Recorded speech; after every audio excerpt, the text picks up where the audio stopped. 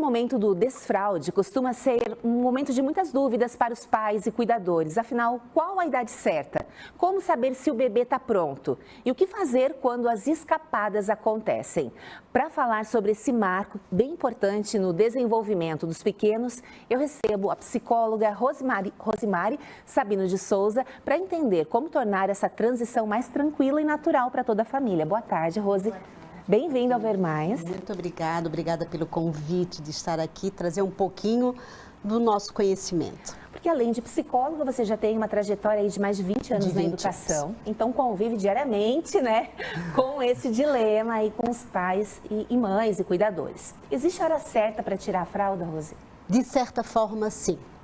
Porque a criança, ela começa a demonstrar alguns indícios, como, por exemplo, ela tem que ter um conhecimento do seu próprio corpo. Quando a criança começa a se esconder para fazer o cocô, quando a criança começa a ficar quietinha num cantinho, é sinal que ela está entrando em contato com os seus conteúdos fisiológicos mesmo.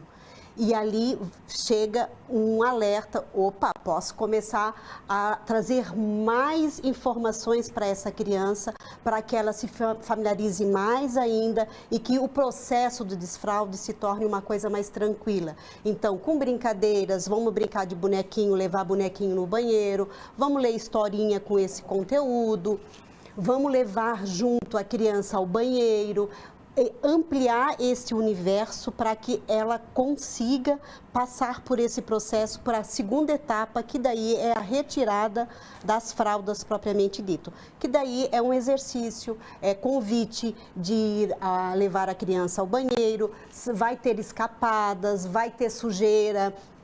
Às vezes isso faz parte, tem crianças que é uma transição mais tranquila, tem outras crianças que demora um período maior, a consolidação total pode levar um ano e meio, isso tudo é muito particular, porque é um processo que faz parte da etapa da educação infantil, no entanto, é individual. Quem é pai e mãe já passou por isso, né? E nós pedimos para duas mães que falassem sobre as suas experiências. E a gente vai ouvir primeiro o relato da Ana Paula Lamin. O Noah tem 3 anos hoje. Com 2 anos e 2 meses, ele começou a dar indícios e sinais de desfraude. Porém, eu não estava preparada para aquele momento. O fato do Noah ter um irmão mais velho, eles são 8 anos de diferença, eu acredito que isso acabou contribuindo para ter sido tão cedo, né? Porque ele sempre acompanhou o Mano no banheiro, então ele falava, o Bu foi fazer xixi, o Bu foi fazer cocô. Então ele já sabia a função do banheiro e do vaso, para que servia, né? Eles tomavam banho juntos e faziam competição de xixi lá no ralo e tal, então ele já sabia. Mas pra mim, assim, não, vamos esperar as férias de dezembro e vamos desfraldar lá na praia. E final de outubro, ali, comecinho de novembro, ele chegou em casa e falou pra mim, mamãe, o meu amigo não usa mais fralda, ele usa cueca. E eu não quero mais usar fralda, eu vou usar cueca também. E eu, tá, né, meio contra a minha vontade, mas beleza. Coloquei as cuecas na bolsa, conversei com ele e fui levar ele pra escola no outro dia de manhã e conversei com a professora, né. Falei, ele me trouxe esse relato, mas eu quero ver contigo, né? Até porque ele ficou o dia inteiro na escola. E daí foi onde ela me trouxe, que estava me esperando para conversar comigo, porque já faziam 2 dias que quando esse amigo ia no banheiro, ele pedia para ir junto. Elas tiravam a fralda dele e ele fazia no vaso, elas colocavam a fralda de novo. Então que por elas estava dado o início do desfraude.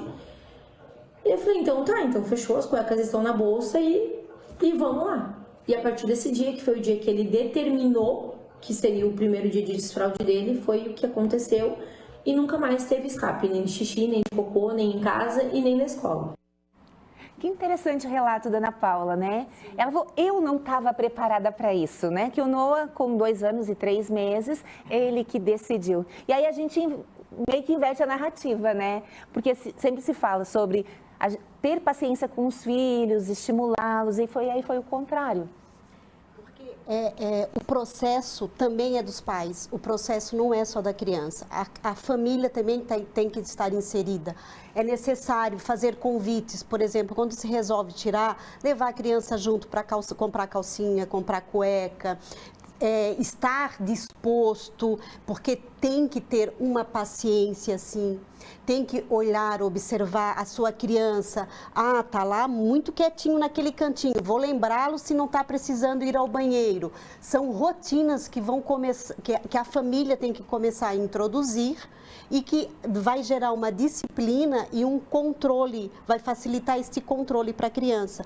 Então, muita ansiedade não é bom, expectativa excessiva também não é bom, porque gera emoções que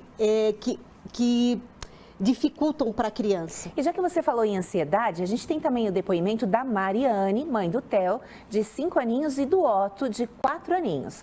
Lá na casa da família Schwelter, já foi um pouquinho diferente. Vamos conferir. Eu vou contar para vocês um pouco sobre como foi o processo de desfraude dos meus meninos. Hoje um com 5, o outro com 4 anos.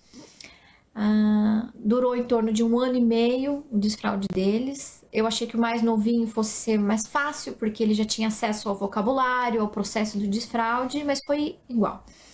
Muitos escapes, testamos muitas dicas, ouvíamos muito o que as outras famílias nos davam de dicas.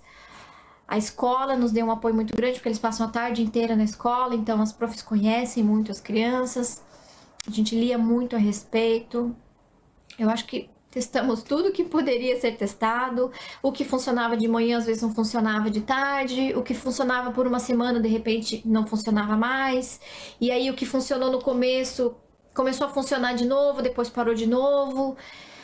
Então, isso nos trouxe bastante, para mim, especialmente, muita angústia, muita frustração, porque você realmente acredita que você está fazendo alguma coisa de errado, que você não está sabendo, que é inexperiência tua. Mas, de fato, consolidou o desfraude ali em torno dos 4 anos e meio. Acredito que por um desenvolvimento da própria criança. Interessante, né? E aí eu te pergunto, Rose, como alinhar, então, a questão da família com a escola nesse processo? É extremamente importante. Se a criança frequenta a escola, tem que procura-se, eu indico que façam os 2 momentos juntos. Então, em casa e na escola, vamos tirar as fraldas, para que isso não gere confusão na criança. E a partir do momento que se decidiu tirar as fraldas, tenha persistência, tenha constância. Mesmo que tem alguma dificuldade, porque por vezes, como mesmo apresentou agora, 2 famílias com histórias completamente diferentes, tá? Mas a constância, a persistência, isto contribui no processo para a criança, gera segurança para a criança e gera um norte orientador. Perfeito. Rose, chegou uma pergunta no nosso WhatsApp, a produção separou e vai exibir na tela. Olha, sou mãe de um menino de 2 anos e meio. Tenho dúvidas sobre levá-lo ao banheiro, pois sou mulher e fazemos nossas necessidades sentadas, mas os homens não. Como posso ensiná-lo a fazer as necessidades sem ser sentado? Ótima pergunta, Alice. Muito obrigada pela sua participação. Bom, Alice, primeiro tem que ver se a altura do vaso corresponde para ele fazer o xixi de pé. Porque, por vezes, a criança é pequena e o vaso é de adulto, ele não alcança. Mas isso também não impede dele fazer sentadinho e depois, futuramente, ele fazer o xixi de pé. Isso não impede, isso não gera nenhum conflito para a criança. Porque, nesse momento, a questão é o controle dos esfíncteres e não a posição.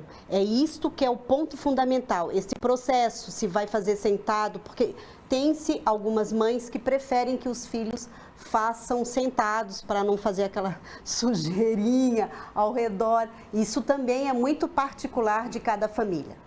E eu já observei alguns pais, né, em situações públicas, homens com filhas meninas, né, com aquele constrangimento de entrar no banheiro masculino e o contrário também, às vezes a própria mãe, né, querendo já ambientar o menino com aquele constrangimento de levar também no banheiro feminino. O que você costuma orientar nesse caso? Bom, daí, quando a gente fala de desenvolvimento, as crianças começam a perceber essa diferença sexual um pouquinho mais à frente, não no momento do desfraude, tá? Então, para eles, tanto faz se é menino ou menina, se tem ali o pênis ou se tem a vulva. Eles não conseguem, nesse momento do desfraude, fazer essa diferença. Isto é um pouquinho mais à frente. Perfeito, mas de qualquer modo, assim, até que idade você acha que já é importante começar a explicar ou realmente ter uma preocupação? Não, menina vai no banheiro de menina e menino de menino. Isso é uma convenção social. Tá? Então, a partir do momento que se vai fazer uso no banheiro público, se tem o menino, se tem um homem que pode levar, já por que não fazer esse exercício? Mas se tem a mãe e o filho, não tem problema. Vai no feminino e explica para ele. Tem que trazer para a palavra, tem que fazer um diálogo, uma conversa. Que daí isto ele vai internalizando. Você é pequeno, você vai com a mamãe, porque você ainda não tem idade de ir sozinho no banheiro, não tem problema. Quando você ficar maiorzinho, você vai no banheiro sozinho. Perfeito. Rose, chegou mais uma pergunta, vamos dar uma olhadinha? Olha, tem um sobrinho com 3 anos e a minha sobrinha não consegue tirar a fralda dele quando tem que fazer o número 2. Ele só consegue urinar no vaso e ainda faz na fralda número 2. Tem que estar escondido de todo mundo. O que fazer? Ou por que será que ele age assim? Ótima pergunta também. Obrigada, Silvana, pela sua participação. Bom, quando a gente fala de desfraude, é muito importante esse momento na construção da subjetividade da criança. É uma etapa que pode gerar traumas, que pode gerar alguns conteúdos emocionais que podem vir a ter algumas consequências, inclusive, mas assim, tudo que acontece no desenvolvimento não é linear. Tá? Não é por conta do desfraude que surgiu isso. Então, tem algo acontecendo ali que não vai bem. Não necessariamente foi por conta do desfraude. Então, que daí tem que fazer uma investigação, enfim, né? Mas o que eu sugiro para Silvana, Silvana, né? Isso. É que ela leve para o diálogo, que ela converse com a criança e que tudo bem fazer na fralda. Quando ele estiver mais pronto, mais seguro, ele vai fazer o uso. É muito importante a gente acolher as crianças nesses sofrimentos, porque ali há um sofrimento. Então, sem exigência, com acolhimento, com conversa, busca formas de estar levando isso para a rotina do dia a dia, que não fique pesada para a família, para a mãe. Rose, você falou da altura do vaso, mas ele também é um objeto que pode causar medo nas crianças, Sim. né? Pelo barulho, pelo tamanho do buraco. Daí eu te pergunto, se fralda de treinamento, pinico, até o redutor de assento, o que tu acha que também é interessante como estratégia? Bom, eu penso que isto também, quem vai orientar a família é a própria criança, tá? Porque tem criança que faz uso do vaso sem o redutor tranquilamente. Tem criança que fica um pouquinho desconfortável. Tem criança que prefere no pinico.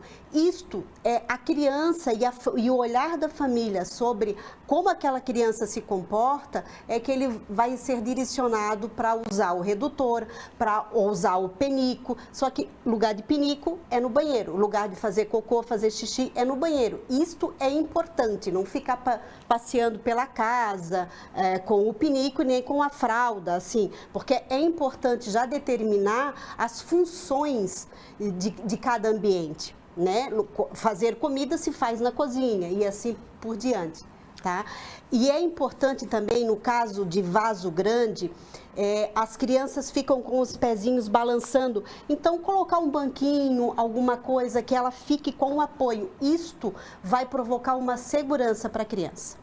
Perfeito. Olha, o assunto eu acho que renderia ainda mais. Tem até a questão de criança um pouquinho maior que faz xixi na cama, mas a gente vai deixar esse assunto para uma próxima entrevista, porque eu acho que rende bastante. Rose, muito obrigada pela sua presença aqui no Ver Mais hoje.